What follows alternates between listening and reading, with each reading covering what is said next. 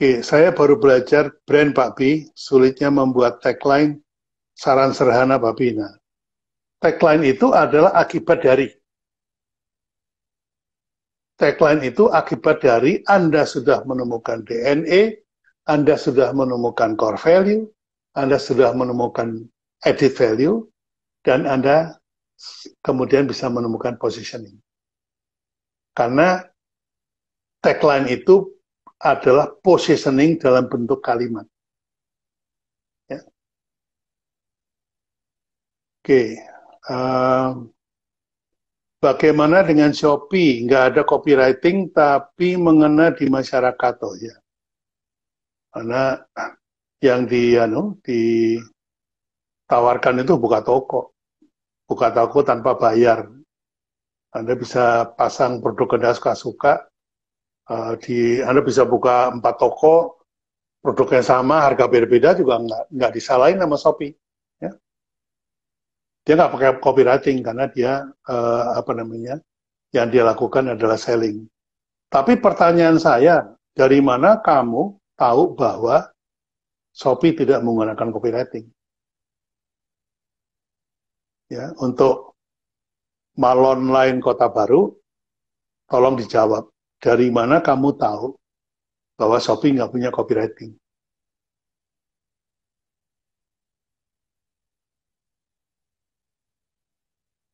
Oke, Lemonade Lovers, marketing 4.0 lebih fokus kepada apa, Pak? Kepada community. Dah, ya. Oke.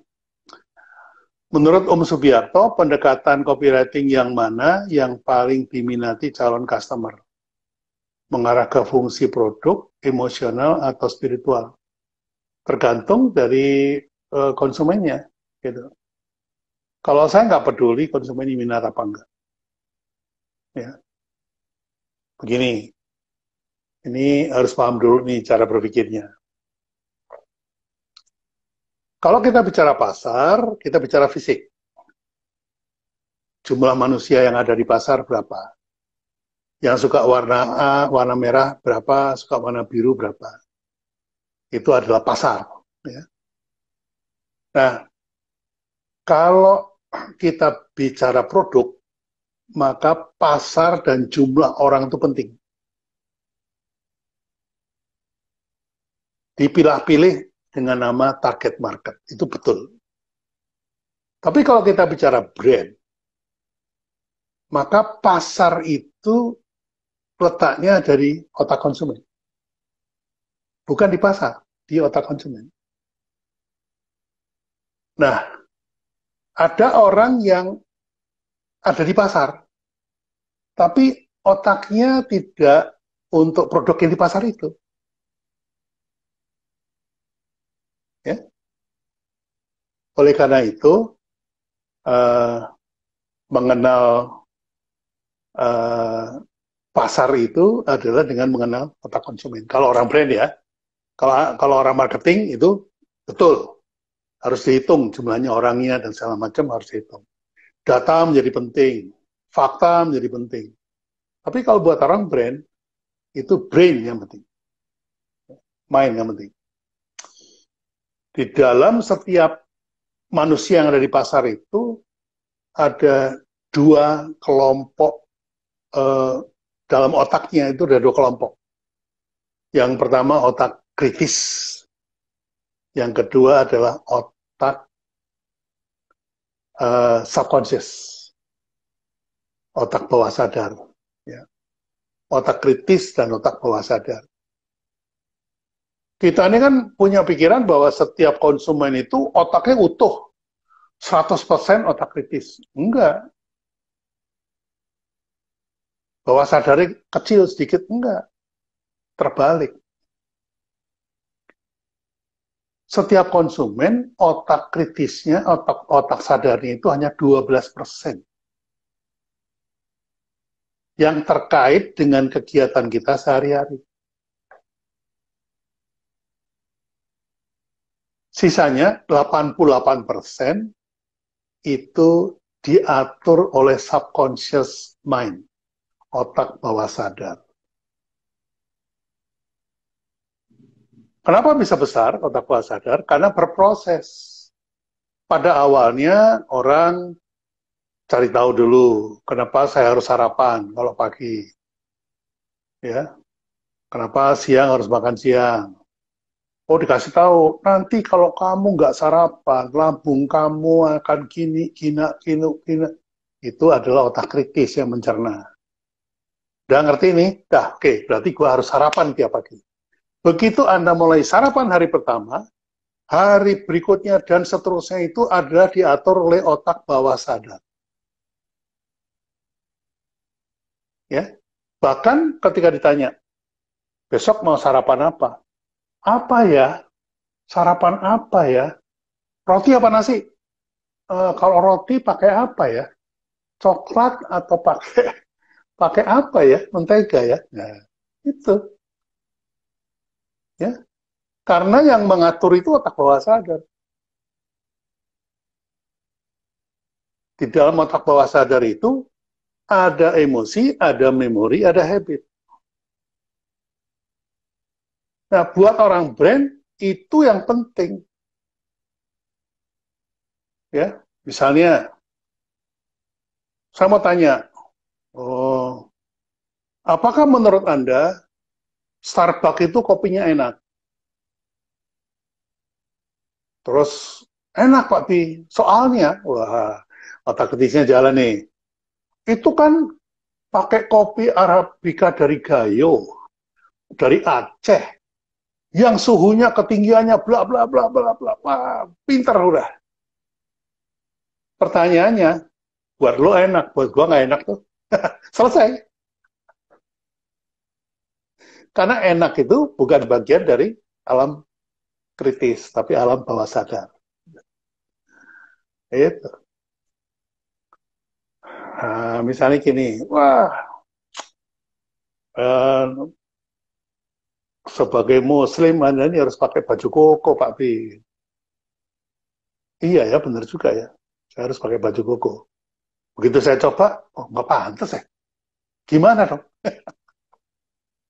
Otak kritisnya setuju, tapi setelah dirasa-rasa, otak bawah sadar bilang, oh nggak cocok kok pakai baju koko. Mau pakai kuncir, pakai baju koko ya, nggak cocok. Ya, nah itu ya. Oke, jadi menurut saya eh, apa namanya calon customer itu otaknya itu masih lentur. Buat orang brand, customer itu otaknya lentur, bisa diatur. Ya, di sudut pandangnya dirubah aja udah cukup, udah berubah dia. Ya, contohnya yang saya lakukan dengan Kopiko. Kopiko itu otak kritisnya bilang ini permen, permen, permen, ini permen. Otak bawah sadarnya bilang ini kopi. Kenapa? Karena katanya bisa gantinya ngopi. Bertempur dah tuh, otak kritis sama otak bawah sadar. Yang menang yang 88%. Ya. Nah, ini yang tidak disadari oleh, tidak dikuasai oleh teman-teman coach branding. Karena mereka nggak ngelakonin, nggak ngejalanin. Sehingga mereka pikir, oh semuanya itu sepinter saya. Enggak. Malah konsumen itu ada yang nggak mikir. Ikut-ikut. Kalau kalau kalau teman saya pakai baju, pakai kaos hitam, saya pakai kaos hitam. Ini saya suka Raffi Ahmad. Raffi Ahmad pakai baju lorek-lorek, saya pakai baju lorek-lorek. Nggak pakai mikir tuh. Ikut aja. Berapa jumlah follower? Banyak sekali. Oleh karena itu, buatlah suatu brand yang bisa menjadi tribes, bisa menjadi leader. Karena dia akan membangun pengikut-pengikutnya. Ya. Jangan harus pakai oh, formulanya. Wah, formula itu kalau diikuti, itu bisa menjadi penghalang dari eksekusi loh. Contohnya, resep itu adalah formula. Kalau Anda mau masak soto, itu togenya sekian gram. Terus daun hijaunya itu sekian gram. Garamnya sekian gram. Terus kemudian eh, apa namanya, gulanya sekian gram.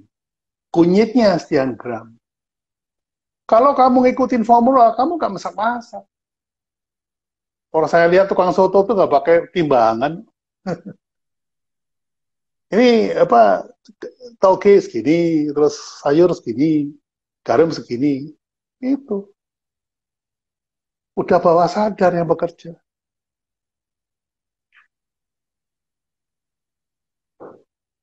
Jadi kalau Anda tanya, peminat calon customer itu minatnya apa? Fungsi produk atau emosional atau spiritual? Ya, kalau customernya banyak ya minatnya macam-macam ya. Oke, George Louis, Leo Burnett, sama siapa lagi namanya tuh Pak? Oh, Ogilvy ya, David Ogilvy. Soal blueprint insya Allah jelas. Oke, alhamdulillah. Tapi saya lagi belajar brand. Sudah baca postingannya Pak Bi, mantap. Minta saran Pak Bi untuk brainstorming awal membuat sebuah brand. Misalnya brownies dimulai dari mana, salam Pak Bi. Saya mau tanya, kamu ngajak teman nggak ikut follow Pak Bi? Kalau kamu sendiri, kasihan deh. Kamu pasti akan nanya terus ke Pak Bi.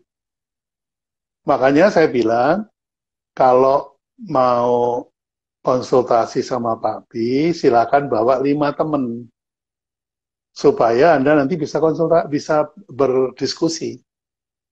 Ya, ini saya praktekkan di kelas saya. Pada workshop yang pertama sampai ke 20 ya kalau nggak salah itu masing-masing orang harus mengisi brand plan. Itu mereka bilangnya ngebul. Susah Pak, begini Pak. Nah, akhirnya saya coba kelas workshop ke-21, ke-30 sekian, itu saya bikin kelompok.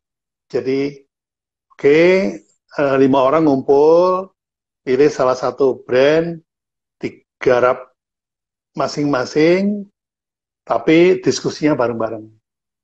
Rame, kelasnya rame. Tapi ada hasilnya. Karena kemudian ada pada kelompok.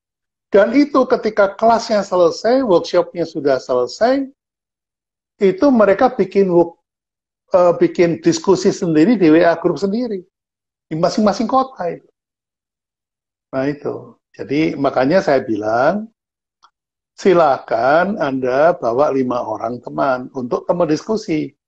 Bukannya saya mau nambah follower, ya juga sih, tapi bukan itu tujuannya. Tujuannya supaya kamu bisa punya teman untuk diskusi. Ya, oke. Tapi strategi komunikasi buat penyandang disabilitas agar konsumen biar nggak ngelihat sebelah mata gimana ya?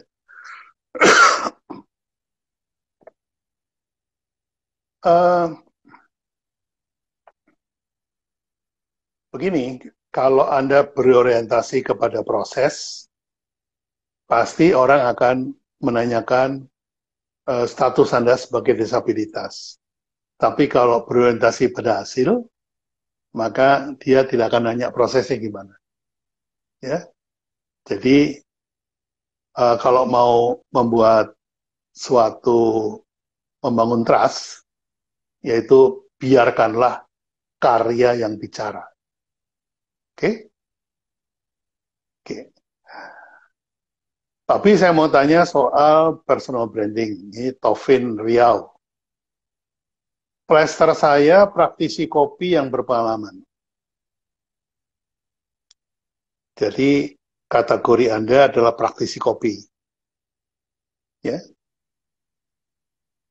yang berpengalaman. Nah, praktisi kopi ini Anda sebagai apa nih? Barista atau sebagai roaster atau sebagai petani kopi. Jadi yang berpengalaman. Oke, pengalaman. Ingat buka coffee shop mencari Herman. Oh, berarti Anda adalah praktisi kopi yang tukang bikin coffee shop, gitu ya. Oke. Ceplok telurnya saya buat konten di YouTube tentang cara membuat kopi. Nah, ini nggak konsisten nih. Cara membuat kopi itu urusan barista. Kalau coffee shop itu urusan manajemen kopi, manajemen apa namanya, manajemen coffee shop ya. Kayak McDonald itu dapurnya aja itu, kitchennya aja diatur tuh. Jarak antara meja, jarak antara terus karena itu mempengaruhi operasional operasional dari persiapan membuat kopi itu, ya. Tapi nggak apa-apa, udah betul tinggal diperbaiki, udah betul, tapi tinggal diperbaiki. Silakan ya, Mas Herman ya. Oke, Wiji Mulia Pak Bi, brand saya WMU Beauty. Tagline saya, apakah bagus mana? Your Beauty Investment atau The Best Version of You, matur suwun.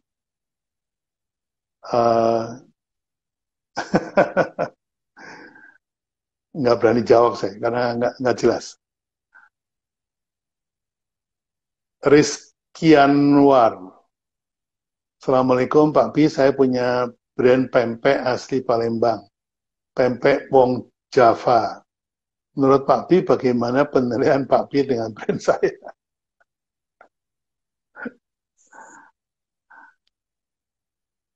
Kalau pempek itu harus orang Palembang. Kalau pempek orang Jawa nggak enak. Sama aja kalau saya bilang ini gudeg Palembang, wah rasanya kayak apa?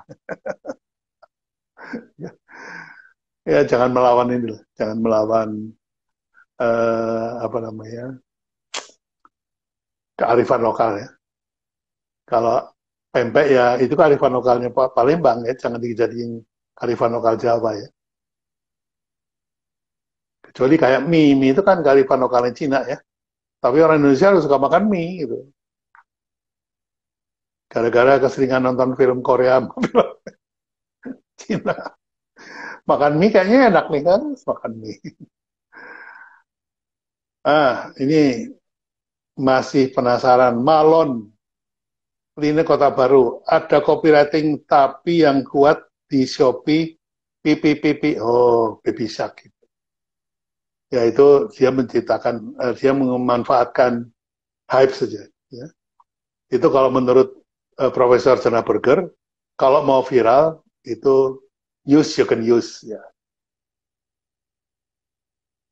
Dia memanfaatkan viral saja. Nanya lagi, masuk ke alam bawah sadar, tahu makan Indomie nggak sehat, tapi enak dan praktis. Nah itu, menurut otak kritis, wah Indomie ini nggak sehat, kata orang loh ya, kan kata saya.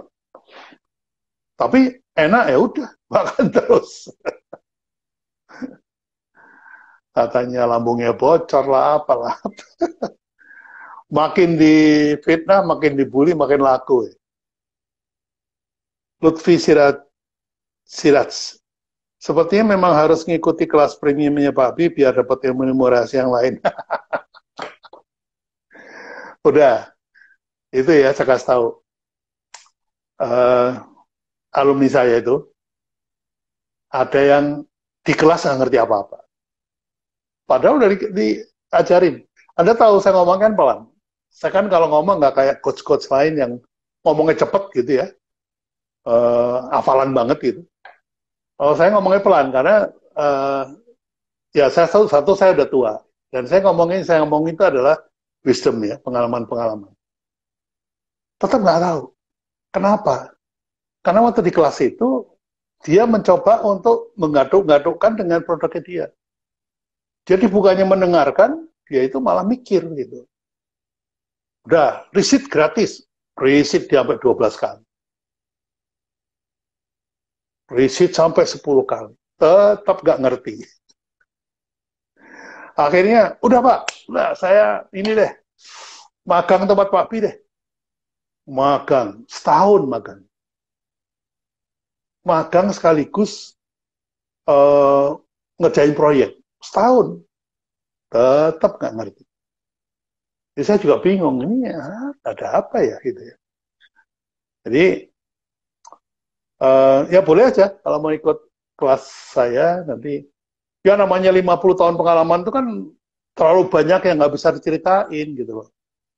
Kalau bisa diceritain di kelas ya, mosok 50 tahun dirangkum dalam 9 jam atau 6 jam, 7 jam, nggak bisa. Ya. Makanya kenapa saya rajin posting. Ya, supaya teman-teman itu bisa menangkap. Jadi, saya ini kalau sehari itu bisa posting, mungkin pokoknya seminggu 70 kali, 60 kali lah. Jadi, sehari berapa kali itu? Ya bisa 10-an gitu, 10 lebih.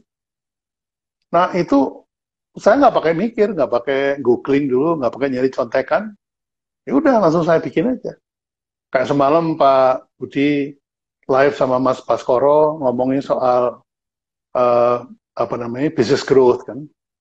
Apakah ini market penetration atau market development, product development atau diversifikasi. Diversifikasi itu karena ilmunya masih sama, disiplinnya masih sama. Kalau berkembang ke arah yang ilmu berbeda namanya konglomerasi. Itu pembahasannya ya sudah lama tahu saya itu. Jadi kayak di refresh gitu. Nah, akhirnya saya tahu bahwa yang namanya growth hack itu di mana. Growth hacking di setiap tahap itu apa yang dilakukan. Ketika market penetrasi, hacknya gimana? Growth hack itu artinya menghack growth, mengcrack sebuah growth supaya cepat. Gitu. Ya, market penetration misalnya. Market penetration kalau mau cepat gimana? Kalau nungguin modal, nggak bisa cepat nih buka cabangnya. Ya udah, kita menggunakan franchise. Dengan franchise itu kan modalnya dibagi-bagi. Akhirnya franchise itu bagian daripada market growth hacking. Ya, tuh banyak sih. Ya monggo saja kalau mau ikut kelas saya, silakan. 17:10, ini 5 menit lagi. Pak B, saya punya coffee shop namanya Blackpink Coffee. Ini kamu kena sul sama Blackpink. Saya sudah menentukan bahwa fokus utamanya ada orang yang minum kopi, lalu apakah cocok jika benang kusutnya ingat Blackpink, ingat rasanya enak. Blackpink itu aja sudah punya orang, ini punya value lain gitu. Pasti kamu belum hakikan itu Blackpink. Ya, saya pernah punya pengalaman disuruh bikin. Ini sorry ya, saya ngomong terus. Nanti kalau tiba-tiba mati ya sudahlah ya. Saya nggak pamitan. Gitu. Anggap aja saya sudah pamitan. Jadi saya dipanggil Pak AS untuk bikin obat nyamuk mereknya 3 roda. 3 roda itu merek dari semen pada zaman itu. Jadi value-nya adalah kokoh, kuat, keras. Sementara obat nyamuk value-nya lain lagi. Gitu. Tapi mereknya sama, 3 roda. Meskipun saya dapat izin, karena itu diperintah sama Pak AS sendiri, itu pusingnya setengah mati. Pusingnya setengah mati. Sampai saya dikasih izin, dipesan oleh beliau untuk pakai ngomong-ngomong soal semen ya, nyamuk, nah, ya 3 roda tuh, nah, itu kalimat yang saya ragu pada waktu itu bisa nggak nge-switch dari semen ke obat nyamuk. Ternyata berhasil, ya. Jadi untuk Blackpink kayaknya harusnya bisa juga. Tapi saya no comment lah. Papi lebih baik mendaftarkan merek dulu atau jalan dulu. Setelah dikenal orang baru daftar merek. Ya, yang terjadi kemudian setelah dikenal orang, Anda kemudian daftar merek, ternyata sudah didaftar oleh orang lain. Banyak nih penjahat-penjahat merek yang seperti itu. Apa nih, oh, kopi lagi ngetop nih, apa namanya, Kore, ya udah saya daftarin.